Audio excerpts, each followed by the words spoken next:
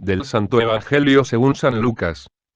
En aquel tiempo, Jesús dijo a sus discípulos: Cuando vean a Jerusalén sitiada por un ejército, sepan que se aproxima su destrucción.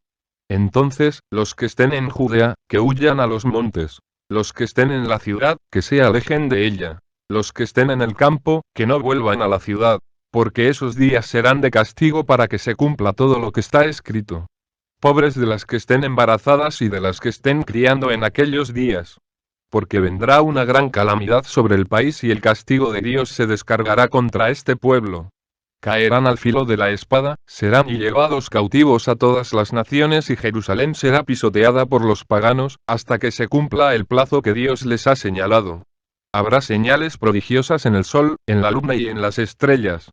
En la tierra, las naciones se llenarán de angustia y de miedo por el estruendo de las olas del mar. La gente se morirá de terror y de angustiosa espera por las cosas que vendrán sobre el mundo, pues hasta las estrellas se bambolearán. Entonces verán venir al Hijo del Hombre en una nube, con gran poder y majestad.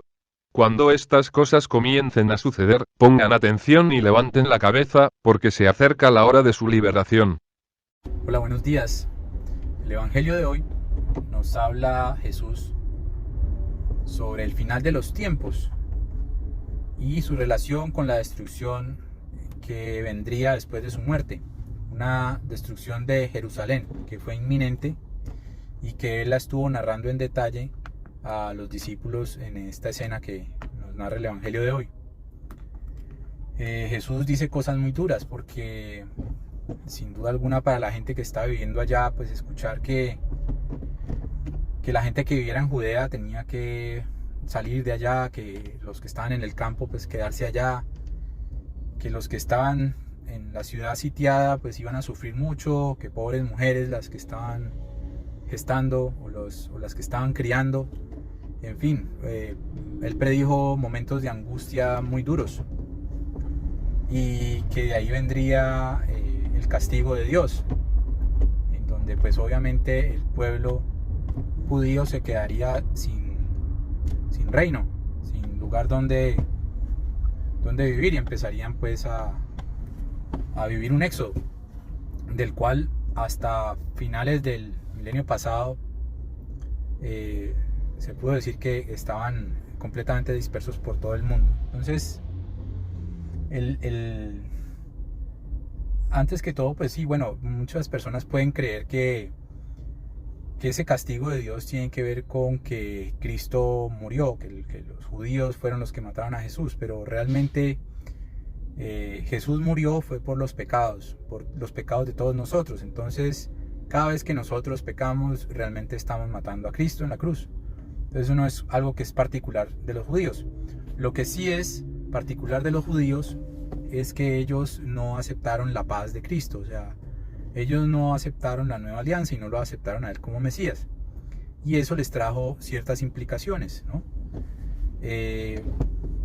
¿Por qué? Porque el llamado de Cristo es el llamado a la paz, el llamado a la misericordia, al amor, a la unión entre nosotros, a una comunión que se da a través de amar a los otros como a nosotros mismos, y sabiendo que Dios, la manera en que nosotros amamos a Dios es dejándonos que Él permee en nosotros para que su misericordia sea transmitida a los demás, esa unión entre nosotros, Dios y los demás.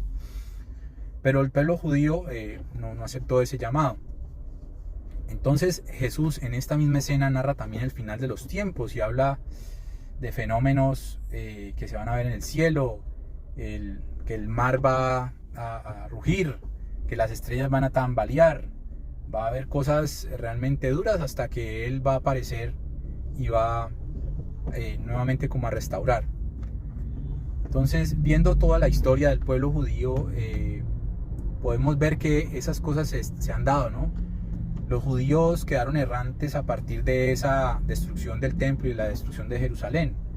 Ellos les tocó irse y perdieron el templo, el gran templo de Jerusalén, el que construyó el rey Herodes el Grande.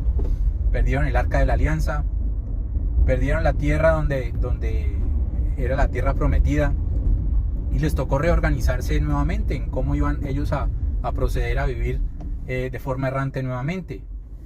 Y de verdad, pues a los judíos tenemos que admirarles esa forma en que ellos se han organizado y han persistido como comunidad, porque ellos son una comunidad que entre ellos se colabora mucho y que de una u otra forma se han sabido manejar todas las situaciones que han tenido que ver con sus migraciones.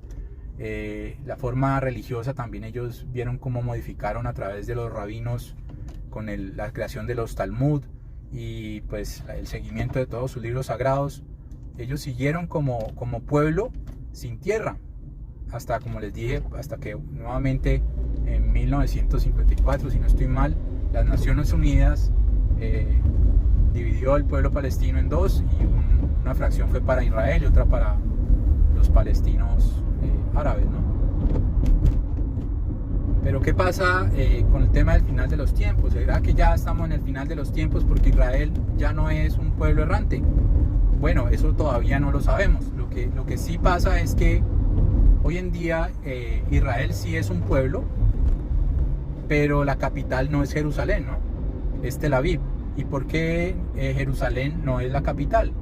Es porque hoy en día tanto Jerusalén como Belén son poblaciones que están bajo una administración especial de las Naciones Unidas. En parte porque ahí confluyen las religiones monoteístas más importantes. Allá está obviamente todos los templos sagrados cristianos como resultado de la pasión de Cristo. Está el gran templo del Islam, pues el templo de Omán, la gran cúpula. Y están todos los vestigios del gran templo de Israel, donde está pues el muro de los lamentos. Entonces, si a Israel le diera por construir el tercer templo, tendría un gran problema sobre todo con los árabes, porque precisamente esa piedra sagrada y ese gran templo de la cúpula está en todo el medio donde estaba el templo también de Herodes, de Salomón. Y bueno, en este momento de la historia no sabemos qué va a pasar, pero si eso sucede, pues seguramente los judíos van a tener nuevamente problemas, porque ellos en este momento tienen muchos problemas con los árabes, y siguen siendo un pueblo que sufre mucho a pesar de que son una gran nación, un gran pueblo. El tema es que la historia, que no sabemos hasta dónde llegará, va a llegar a su fin, y la victoria sabemos que la va a tener Cristo, y seguramente, según lo que se dice, los judíos van a terminar convirtiéndose y van a terminar aceptando a Cristo, y seguramente Jerusalén volverá a ser la ciudad santa del pueblo elegido por Dios. Pero cuando llegue eso, pues van a tener que pasar un montón de cosas que seguramente, si nosotros las vivimos, van a ser demasiado angustiantes.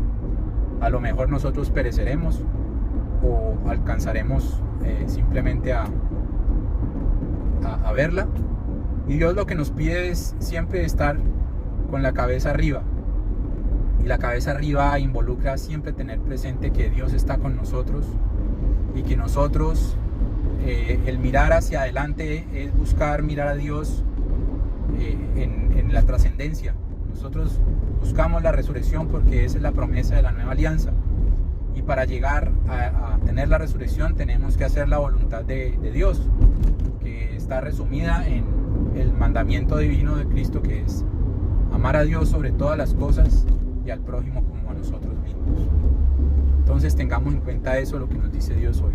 Si hay un vínculo entre la historia de la humanidad, la historia de Israel, la historia de nosotros, porque igual nosotros, a pesar de que tenemos una historia de 200 años más o menos, porque estamos en Latinoamérica, nosotros igual tenemos esa historia pasada antes del descubrimiento de América, porque todos tenemos raíces en España, en África, en Asia, en cuanta parte hay, más la que tenemos localmente. Entonces la historia nuestra no solamente es la que tiene que ver con los orígenes de los pueblos en los que estamos viviendo, sino de toda la historia de la humanidad, donde el pueblo judío sin duda alguna tiene relación hasta el final de los tiempos.